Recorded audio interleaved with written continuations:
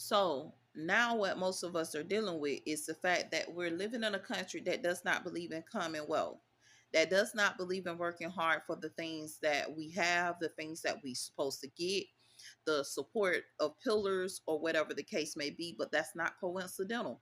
Remind you, this country's been screwing a lot of stuff over for a while. And when I say the country, I'm not going to say the government, because it's not always the government. The government has been doing its portion, but we're living in communities that have been depriving the people.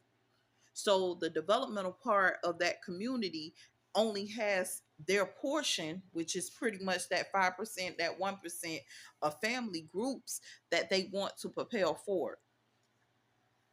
Other families, they infiltrate to say, okay, well, even if they do come up, we have our share within that family, or whatever the case may be, through this captivity movement.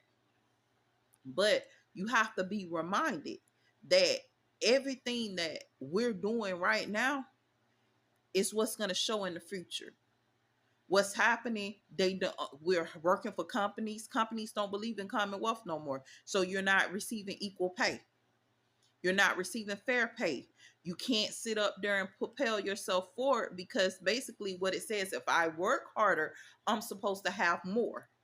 But these companies say, no, we don't want you to have more, because they want to do a dictatorship. So therefore, even with you working, you have less than you had when you weren't working.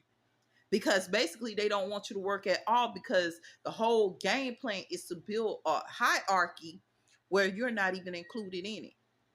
So now we're doing competition for wages. We're doing competition for having, we're doing competition to survive. We're doing competition just to move ourselves forward, something less than what we deserve.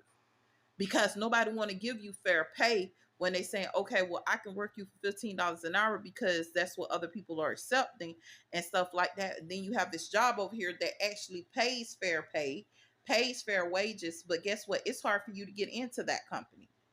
That company doesn't pick up overnight. That company doesn't want to hire you overnight. And most of the times when you get in that company, it has plateaued out where they used to pay a fair and high wage. It no longer pays that. It's just basically average living or average wage. So the people are dealing with that. Remind you, I'm telling you about the medical system. Okay, we're working in the medical system, but at the same time, certain people's in that medical system, they're willing to pay a fair wage, and certain people they are not. So this is disabling those that are willing to work hard and believe in commonwealth. So we have to actually speak up on this, because we're